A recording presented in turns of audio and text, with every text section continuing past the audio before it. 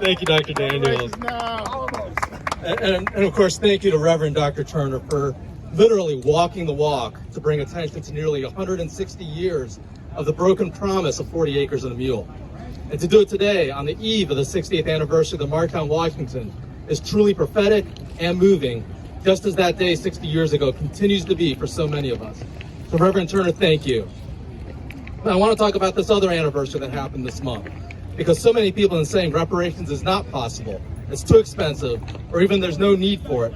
But I want to make clear that it is possible, we do need to do it, and we have done it before.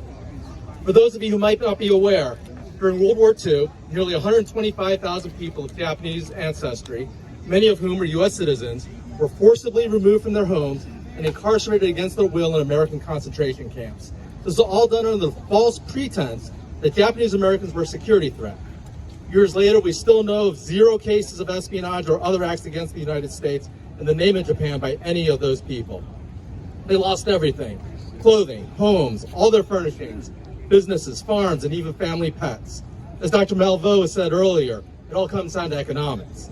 Because if they were lucky, they sold some of their things for pennies on the dollar.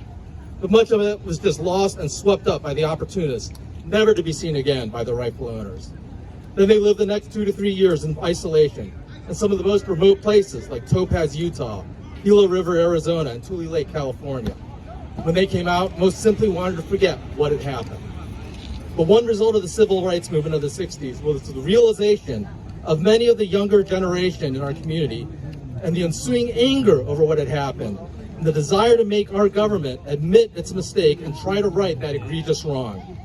And it took nearly 40 years after the end of the war. But on August 4th, 1988, this country took that major step of apologizing for what it had done to Japanese Americans with the Congress's passage of the Civil Liberties Act of 1988.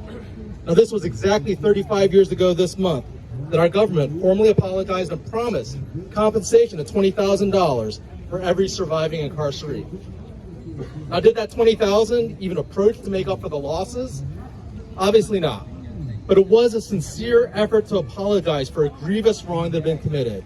And I cannot emphasize enough that that victory would not have been possible with the support of so many allies, including those with whom we stand here today. A year later, Representative John Conyers introduced the first piece of legislation to call for a congressional commission, not unlike that one that led to Japanese American redress, to examine the need for slavery reparations. And one similar to it has been introduced in every Congress since then, with Representative Sheila Jackson Lee taking the leadership in recent years. That's 34 years of waiting of the bill sitting in committee with no action until the last Congress, but with nearly 200 co-sponsors, it finally moved out of committee, only to languish again, waiting for a vote by the full House. And now, once again, we're back to square one with Congress. We need our nation's leaders to recognize this for the moral imperative that it is. We are nearly 160 years since the end of slavery, and as we know, because of the results of March on Washington, nearly 60 years from the end of Jim Crow laws. It took just over 40 years for the passage of Japanese American redress after the end of the year.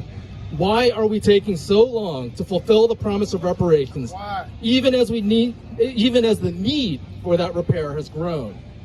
Because that is what this is about, repair. It's not about a dollar amount, who's eligible or not. We need reparations to repair who we are as a nation, to bring healing, and we need the leadership now.